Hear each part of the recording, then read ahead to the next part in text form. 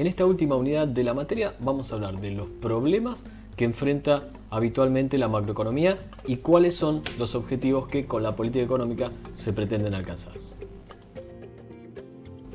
El primer problema y tal vez fundamental que enfrentan las economías es el desempleo. A menudo escuchamos hablar a los gobiernos de que el desempleo es un problema y por lo tanto hay que hacer algo para resolverlo. El objetivo entonces es alcanzar el pleno empleo de la población y reducir algo que se llama tasa de desempleo. Para comprender de qué hablamos cuando hablamos del desempleo, vamos a utilizar el siguiente esquema. Vamos a suponer que la población total la vamos a dividir una parte en lo que se llama población activa. ¿Qué significa estar dentro de la población activa? Cumplir dos condiciones. Primero, tener deseo de trabajar y segundo, estar en edad de hacerlo. Por supuesto que aquellos habitantes que no forman parte de la población activa son lo que se llama población inactiva. ¿Quiénes están acá adentro? Los ancianos, los niños y las personas que aún estando en edad de trabajar no desean hacerlo, es decir, no tienen trabajo ni lo están buscando. A menudo y en la bibliografía encontrarán que se incluye dentro del grupo de la población inactiva las amas de casa. Esto que puede ser discriminatorio, bueno, viene desde tiempos inmemoriales. Deberíamos entender dentro del grupo amas de casa aquellas personas, hombres, mujeres o de cualquier género, que se dedican a las tareas del hogar y que no obtienen una remuneración por eso, lo cual no significa pensar que eso no implica un trabajo. Hay toda una corriente de economía feminista que, no por ponerle una etiqueta, pero se ocupa y muy bien de analizar estas cuestiones del empleo doméstico versus el empleo público cuando trasciende la esfera del hogar y pasa a estar en el mercado a cambio de un salario efectivo. El trabajo en el hogar no incluye una remuneración y por eso se considera población inactiva, no porque se queden sentados, sino porque no hay una retribución. Vamos a sacar el cartel de amas de casa para evitar la etiqueta. Ustedes ya saben que las estadísticas van a considerar como población inactiva aquellas personas que se dedican a las tareas del hogar, pero del propio hogar, no a las personas que trabajan como servicio doméstico. Ahora la población activa, que son aquellos que están trabajando o no porque están desocupados pero desean trabajar, la dividimos en estos dos grupos. De un lado los ocupados, del otro los desocupados. Hay constantes flujos de un grupo hacia el otro porque, por ejemplo, las personas que estaban desocupadas pero son contratadas para trabajar pasan a formar parte del grupo de los ocupados. Lo mismo que aquellos que estuvieron ocupados, un tiempo estuvieron desocupados y son recontratados. Los desocupados que consiguen un empleo pasan a ser ocupados. Asimismo, hay ocupados que pierden su empleo, bien sea porque son suspendidos, porque han perdido su empleo, porque la empresa cerró, por ejemplo, o bajas voluntarias, empleados que han renunciado a su trabajo, sea para buscar un trabajo mejor o lo que pudiera ser. Las bajas voluntarias, las suspensiones y las pérdidas de empleo forman flujos que pasan de personas que pasan de estar en la población ocupada a estar en la población desocupada, siempre dentro de la población económicamente activa. También hay flujos de movimientos entre la población activa y la población inactiva. Así, hay inactivos que pasan a estar ocupados o que temporalmente están desocupados y hay activos que pasan a estar inactivos desde los dos grupos que vemos acá. Por ejemplo, vamos a comenzar a detallar estos flujos. Un primer flujo puede ser personas que estaban ocupadas y pasan a estar inactivas.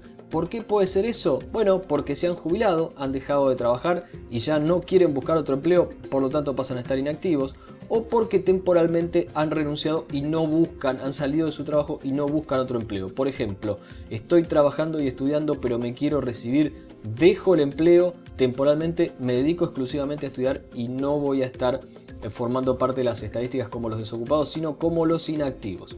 El otro flujo que puede aparecer son personas que estaban inactivas que pasan a estar desocupadas. ¿Por qué pasa esto? Bueno, nuevas entradas al mercado laboral o reentradas de personas que habían salido, personas que fueron o están siendo inactivas que se ponen a buscar un empleo, pero no es que ya lo consiguieron, se lo ponen a buscar. Mientras buscan y no encuentran, se consideran desocupados. También hay un flujo de desocupados que pasan a estar inactivos. ¿Por qué? Porque después de buscar empleo, a lo mejor durante algún tiempo, se desaniman. Este es el efecto desánimo. Dejan de buscar empleo y pasan a estar inactivos. Por supuesto, a la medida que pasan a estar inactivos, dejan de estar desocupados.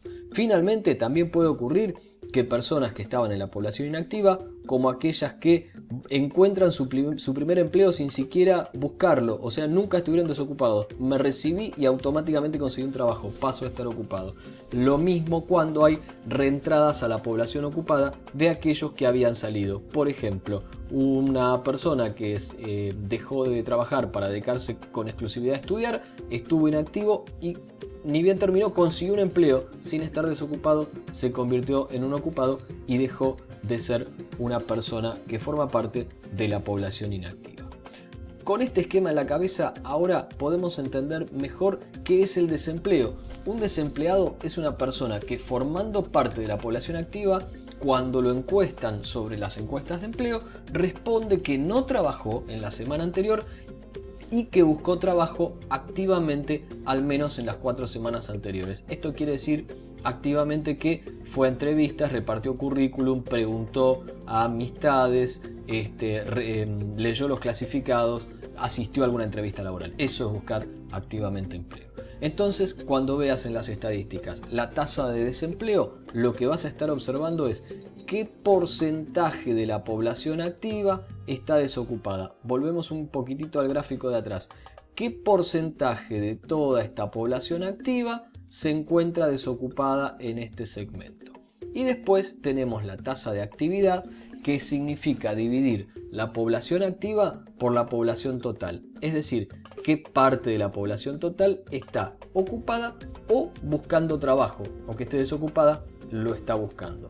Esto es importante porque no necesariamente un cambio en la tasa de desempleo significa que hay más o menos personas trabajando. ¿Qué puede pasar? Con la misma cantidad de desocupados, si parte de esos desocupados se desaniman y salen de la población activa, entonces eso puede estar impactando en la tasa de desempleo. Hay menos desempleo porque un desocupado que buscaba trabajo ya no lo busca más. Eso significa que cayó la tasa de actividad. Ahora hay menos activos en relación con la población total.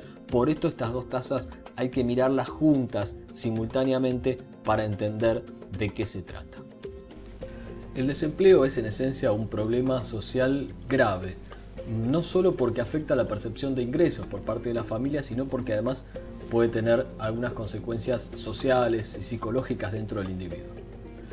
Las causas del desempleo tienen diversas explicaciones. Para algunos, de una posición más keynesiana, el desempleo es producto de la falta de actividad, porque ellos sostienen que es el nivel de actividad de la economía el que termina determinando cuál es el nivel de contratación de mano de obra de parte de las empresas. Se dice, si la demanda, si el gasto agregado es insuficiente, la producción será pequeña y como la producción es pequeña, se demanda poco personal, se demanda poca mano de obra y por eso el desempleo es más elevado. Otros, en cambio, sostienen que las causas del desempleo hay que encontrarlas en el propio mercado de trabajo.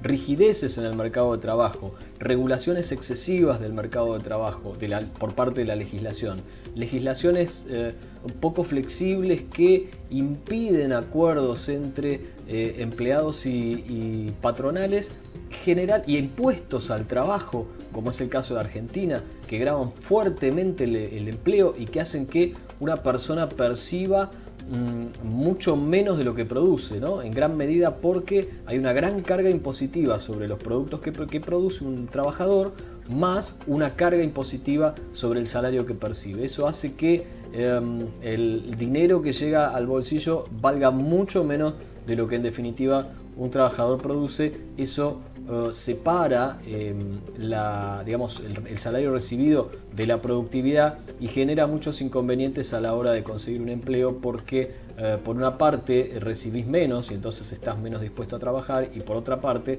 se hace muy caro para la patronal abonar un salario en relación con la productividad del trabajador. Cuando se habla de desempleo se suelen hablar de estos conceptos que te vamos a mencionar ahora.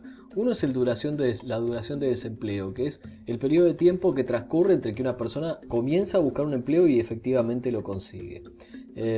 Hay desempleo de larga duración, que es cuando las personas están desempleadas por un periodo muy prolongado, generalmente más de un año, y hay cosas que tienden a incidir en el desempleo de larga duración, que la verdad es una cuestión compleja porque además fomenta el efecto desánimo, la gente deja de buscar empleo y se convierte en un desocupado crónico muchas veces. El desempleo friccional tiene que ver con esos episodios de desempleo que no son de muy larga duración, que tienen que ver específicamente con el mercado de trabajo. Nadie consigue empleo, son muy pocos los que consiguen un empleo sin buscarlo o que en la primera búsqueda ya lo consiguen. En general hay un tiempo para conseguir un empleo y todas esas características del mercado que hacen que las personas estén un rato o un tiempo, cierto tiempo desocupado, son los que implican el desempleo friccional. Desocupados que están en proceso de conseguir un trabajo, si querés. Luego hay una forma más complicada de desempleo que tiene que ver con el desempleo estructural. El desempleo estructural es cuando la demanda de trabajo, que está de parte de las empresas, demanda trabajadores con unas características que los trabajadores no poseen. Es decir, suponete que hubiera mucha demanda de ingenieros forestales, porque hay una revolución forestal en el país, y somos todos contadores y abogados. Claramente la capacitación que tenemos no sirve para abastecer a la demanda de trabajo que hay en ese momento en el país. Esto es el desempleo estructural. Luego se puede hablar de la tasa natural de desempleo. La tasa natural de desempleo es una tasa mínima, a menudo asociada con el desempleo friccional. Es la tasa que aparece cuando la economía está en pleno empleo. ¿Pero cómo? ¿Está en pleno empleo y hay desempleo? Claro, porque no todos consiguen trabajo instantáneamente. Es decir que, dadas las características del mercado de trabajo, mientras mirás los avisos, mientras mandás los currículums, mientras haces la entrevista laboral, mientras te hacen los análisis de medicina laboral previos, bueno, entonces pasa un tiempo y mientras ese tiempo pasa, no tenés trabajo y lo estás buscando, estás desocupado. Eso se asocia con la tasa natural de desempleo. ¿Cuál es una tasa natural de desempleo razonable? Bueno, esto de vuelta, depende de las características del mercado de trabajo y de la estructura productiva del país. En general, tasas de desempleo del 4-5% son lo que se considera tasa natural de desempleo y es el piso del cual habitualmente las economías normales no bajan. En la Argentina, la tasa de desempleo desde hace muchos años no baja del 7 o el 8%, y ten en cuenta que ahí no estamos considerando todos aquellos que cobran un plan del gobierno que supuestamente tiene alguna contraprestación que hacer a cambio de eso. Esa gente no está incluida ahí, y si lo estuviera seguramente te encontrarías con que las tasas de desempleo son mucho mayores de lo que parecen ser. El desempleo friccional en la Argentina es muy elevado y por lo tanto la tasa natural de desempleo es muy elevada. Y no descartemos también que existe alguna parte de componente estructural por falta de formación o de preparación de las personas para tener ciertas habilidades que el mercado de trabajo está requiriendo en determinado momento. ¿Qué pueden hacer los gobiernos para reducir el desempleo? Bueno, hay dos tipos de políticas, las políticas activas y las políticas pasivas. Las políticas activas tienen que ver con facilitar el acceso al mercado de trabajo, brindar capacitación, hacer seminarios e incluso armar organismos públicos que se ocupen de la búsqueda de empleo para las personas que están desocupadas, fortalecer sus capacidades para redactar un currículum o incluso algunas capacidades laborales, cursos de formación, cursos de oficios, cursos que le den algunas capacidades y luego acercar a la demanda de trabajo con la oferta, porque a veces incluso hay problemas de desempleo por falta de información. El otro set de políticas que se pueden aplicar se llaman políticas pasivas, que tienen que ver con tratar de paliar los efectos que el desempleo tiene. Por ejemplo, dar un subsidio por desempleo, o en la Argentina los famosos planes de empleo que finalmente no llevan necesariamente a un empleo. Estos subsidios que se dan a cambio de no hacer demasiadas cosas, ni siquiera a veces un plan de formación, en alguna literatura se los acusa de elevar lo que se llama el salario reserva. Digo, si te asegurás que tenés un piso de ingreso aún sin trabajar, bueno, para salir al mercado de trabajo vas a exigir un salario más alto. Es normal que eso pase.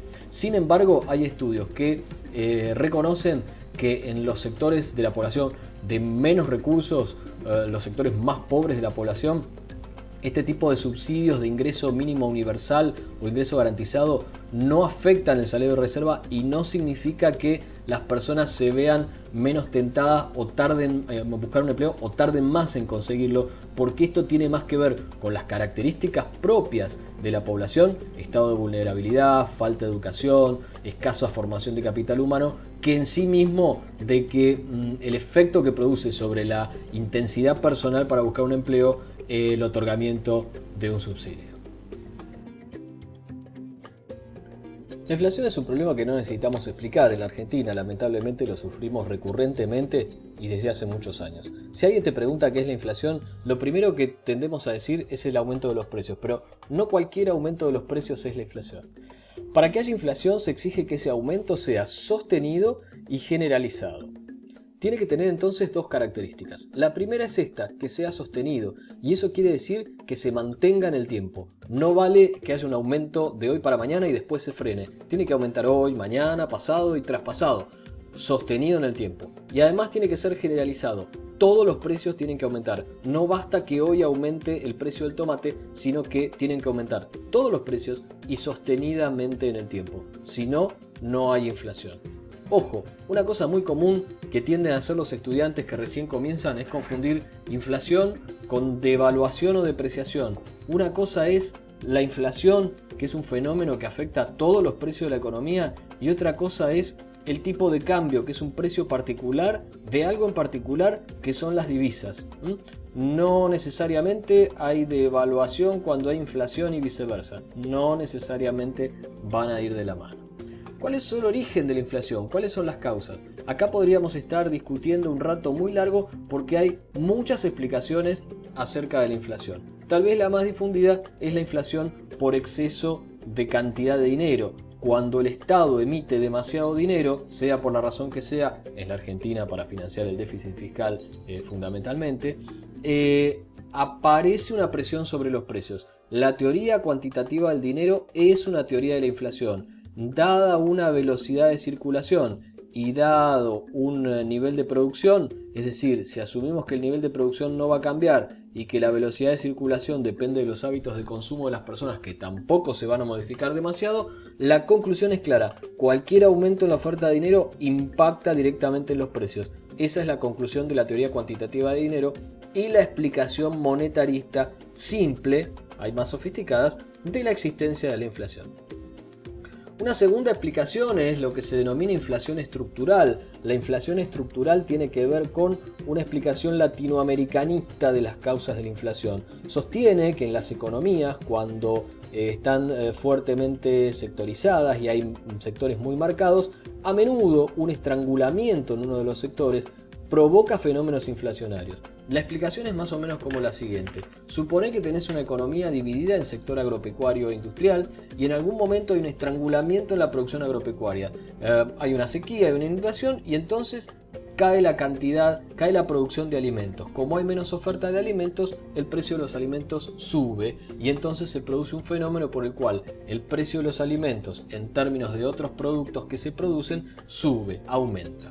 Ahora, cuando esa restricción de oferta pasa, es decir, se va la sequía, se va la inundación y la oferta vuelve a su nivel normal para los alimentos, por ejemplo, el precio de aquellos bienes que han tenido esa restricción temporal tendría que volver a bajar, porque ahora hay más oferta. Bueno, lo que plantea la corriente estructuralista es que esos precios que han subido no vuelven a bajar, sino que para acomodar los precios relativos suben los precios de los demás bienes, por lo cual aparece acá un fenómeno inflacionario. Una tercera explicación tiene que ver con la concentración económica, es decir, si hay concentración económica y poder de mercado y los formadores de precios tienen poder para fijar los precios, entonces podrán poner los precios que se les ocurra y eso genera inflación. Por una explicación demasiado simple.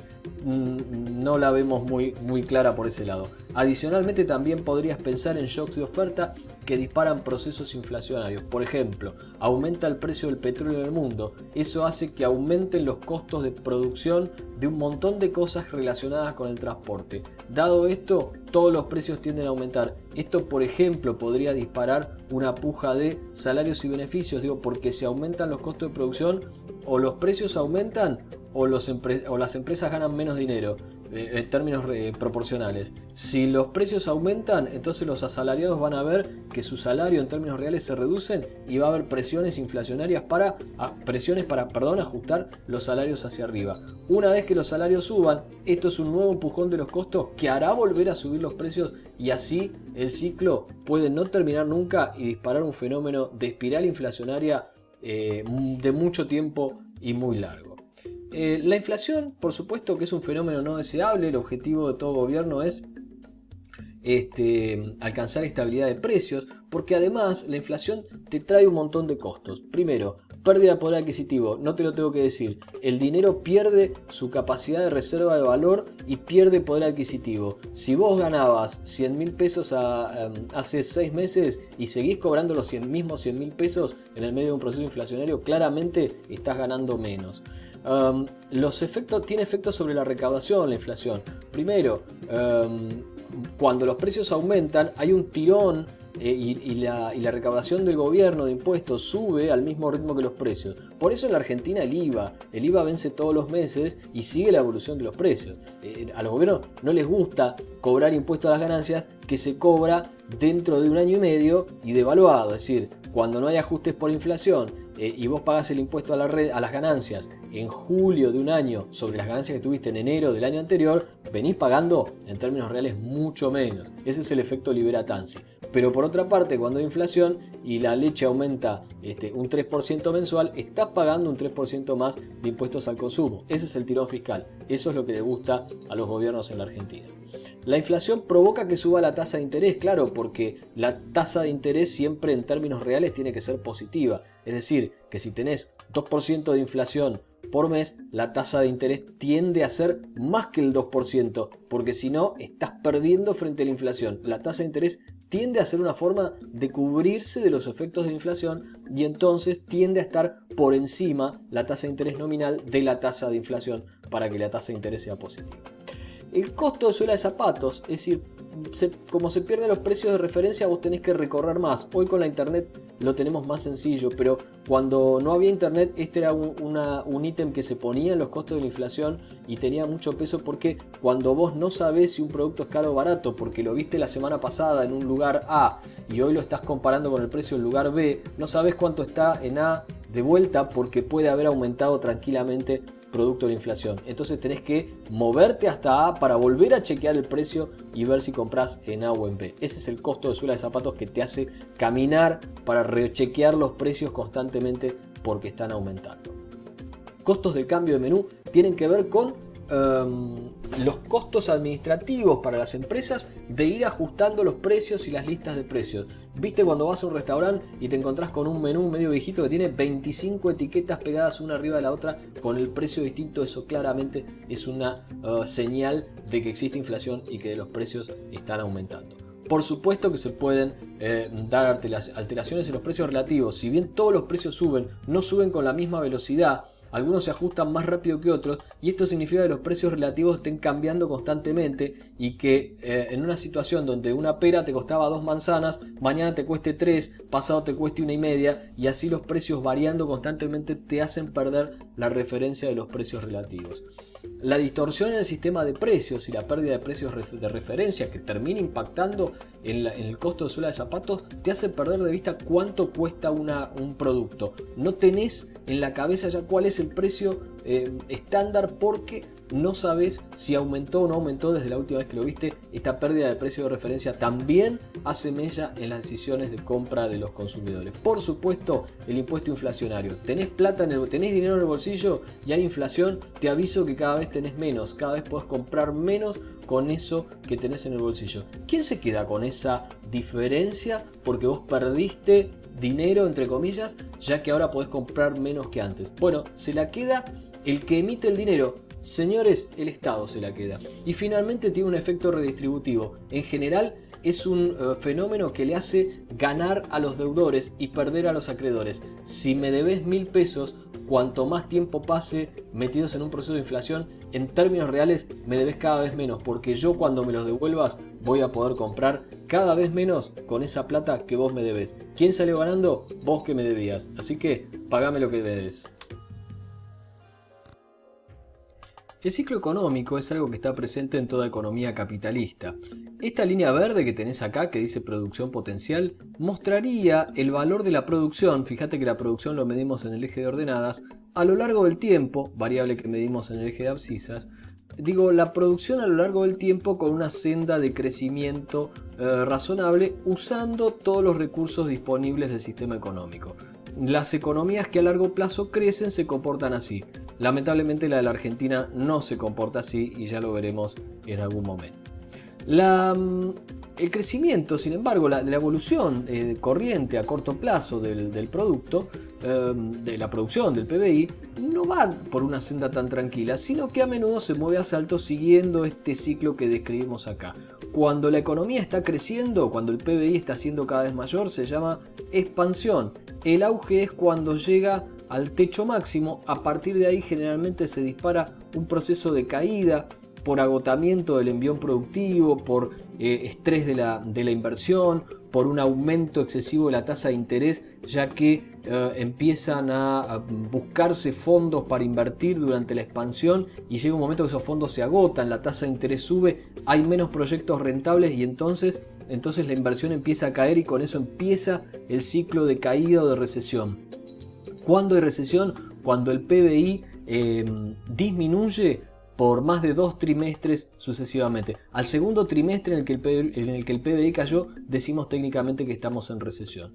Estas etapas de sobreempleo y de aumento del salario y de sensación de bienestar se desvanecen cuando entramos en la parte recesiva del ciclo. Hay caída en la actividad, hay caída en el nivel de empleo, los fenómenos de inflación se atenúan o desaparecen y empieza este proceso de recesión hasta que se llega al pico más bajo que se llama depresión, donde la tasa de interés está muy barato y eso es un estímulo para invertir en cualquier cosa porque cualquier cosa se vuelve rentable. Entonces aparece esta fase de crecimiento, de fase de recuperación que te lleva de vuelta a una expansión, un auge y así sucesivamente. Esto es normal en las economías capitalistas. Hay un montón de teorías que la explican, la teoría del ciclo, que hay una cuestión secular alrededor de la tendencia que hace que las economías estén en algunos momentos mejor, en algunos momentos peor respecto de la tendencia posible.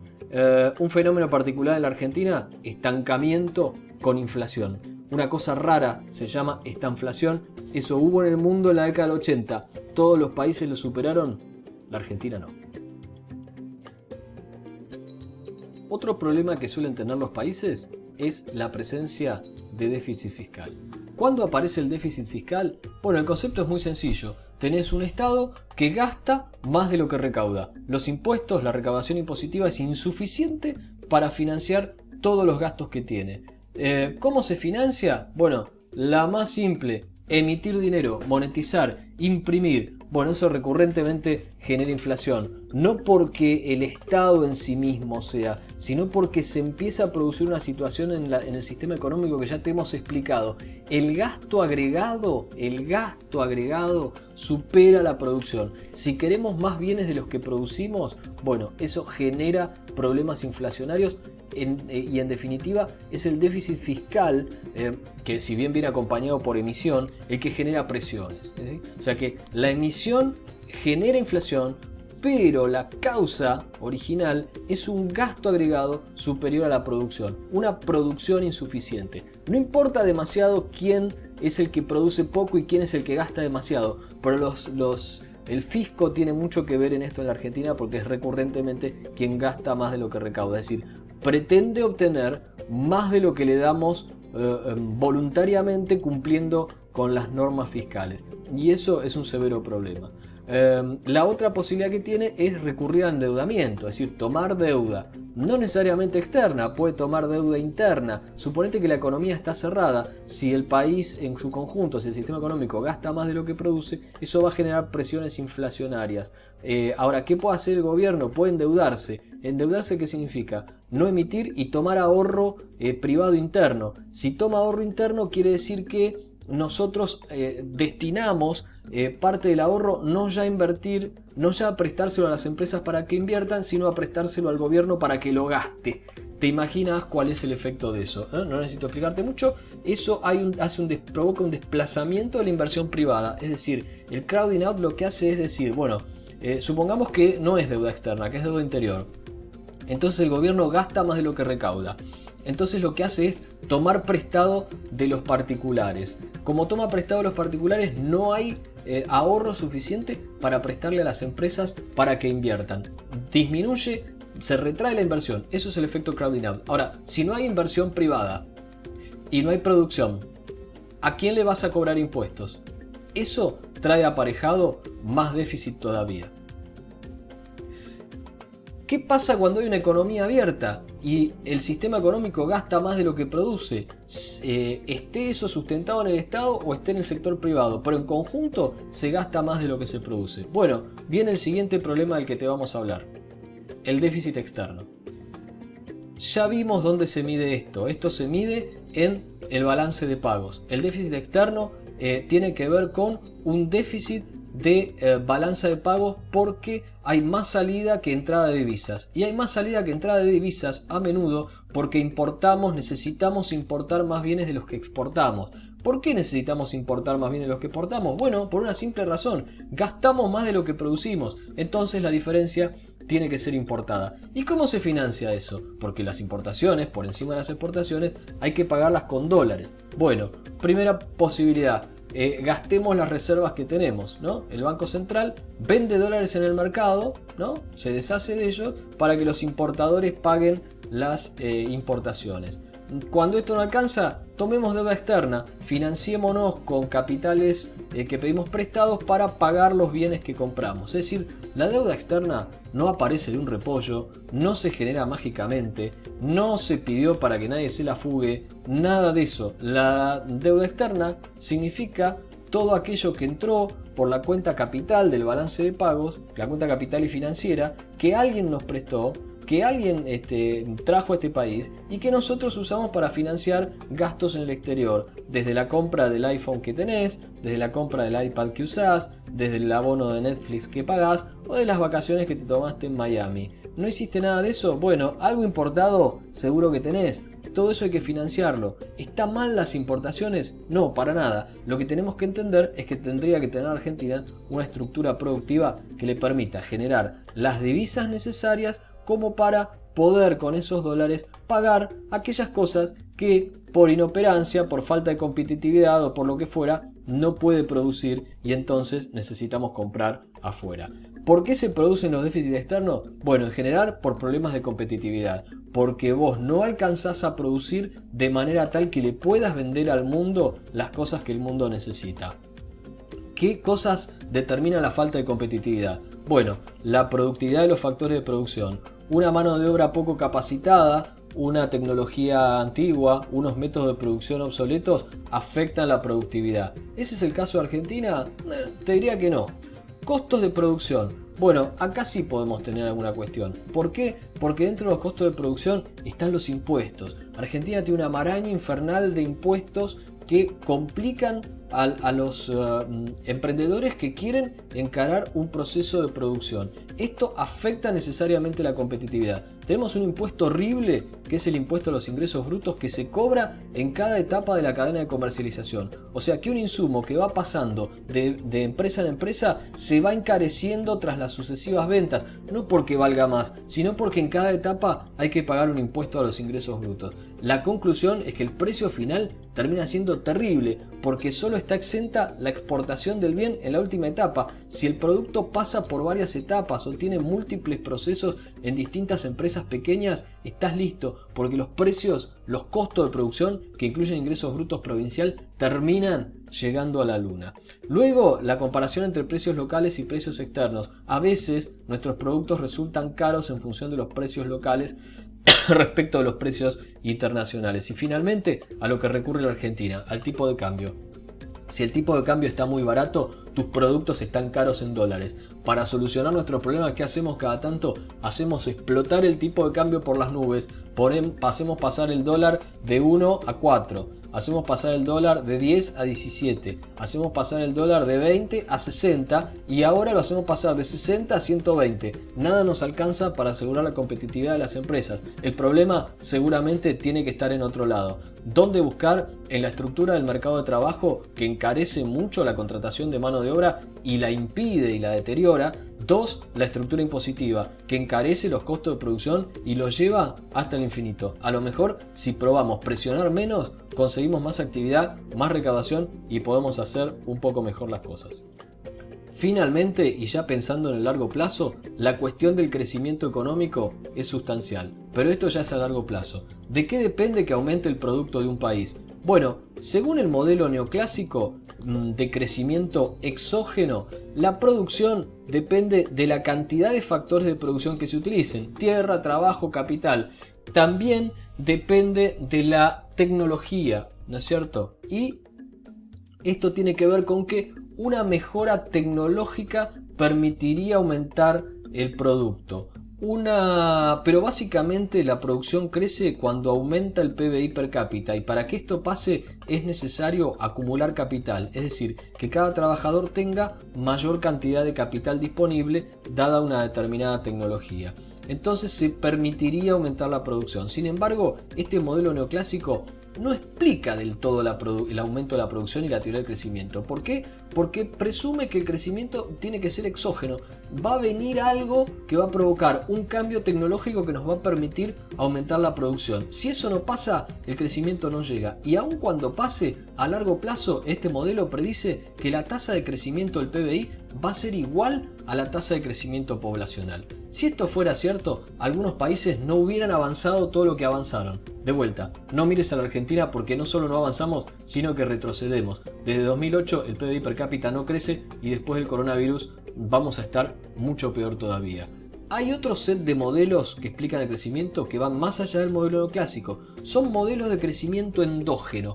Tienen que ver con pensar que el propio sistema productivo puede generar innovaciones a partir del uso de nuevas tecnologías, a partir de la inversión en investigación, desarrollo e innovación. Esto significa I+D+I, investigación, desarrollo e innovación. Y básicamente la acumulación de capital humano pueden llegar a ser la base que sustente un proceso de crecimiento de la economía que lo lleve a una situación virtuosa de crecimiento económico y aumento del PBI per cápita a largo plazo. Estos fueron los temas finales de Nociones de Economía. Espero que la materia les haya servido, que las clases le hayan sido útiles para probar la materia por sobre todas las cosas, pero más que nada para aprender algunas ideas y algunos conceptos que tienen que hacer propios para entender mejor el aspecto económico del mundo que nos rodea. Muchas gracias y éxito.